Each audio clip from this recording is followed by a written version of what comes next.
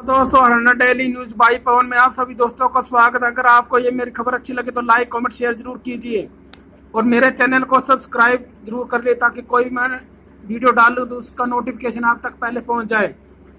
राज्यों को मिला ओबीसी की अपनी सूची बनाने का अधिकार, संसद ने लगाई मोहर। नई दिल्ली, राज्य और केंद्र शासित प्रदेशों को अन्य पिछड़ा वर्ग को ओबीसी की अपनी सूची बनाने का अधिकार प्रदान करने वाले महत्वपूर्ण संविधान संशोधन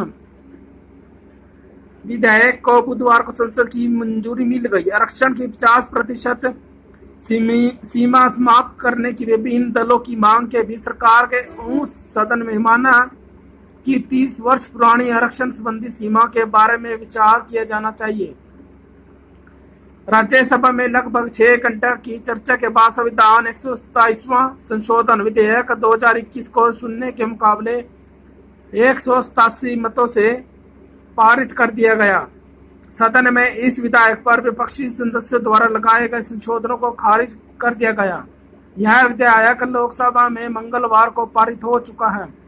विधेयक पर हुई चर्चा का जवाब देते हुए सामाजिक न्याय एवं अधिकारिता मंत्री वीरेंद्र सिंह ने नरेंद्र मोदी सरकार के सामाजिक न्याय के लिए प्रतिबद्ध होने की बात कही।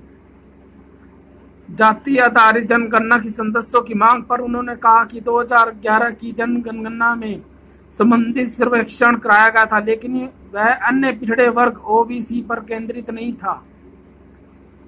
उस जनगणना के आंकड़े जटिलताओं से भरे थे। मंत्री ने कहा कि सदन में इस संविधान संशोधन के पक्ष में सभी दलों के सांसदों से मिला समर्थन स्वागत योग्य है।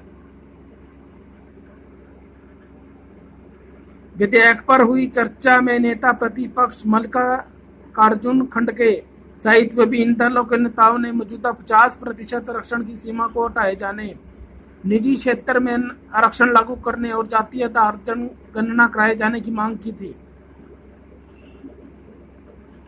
उन्होंने कहा कि जब तक 50% की सीमा है तब तक ओबीसी को पूरी तरह न्याय नहीं मिल पाएगा। धन्यवाद।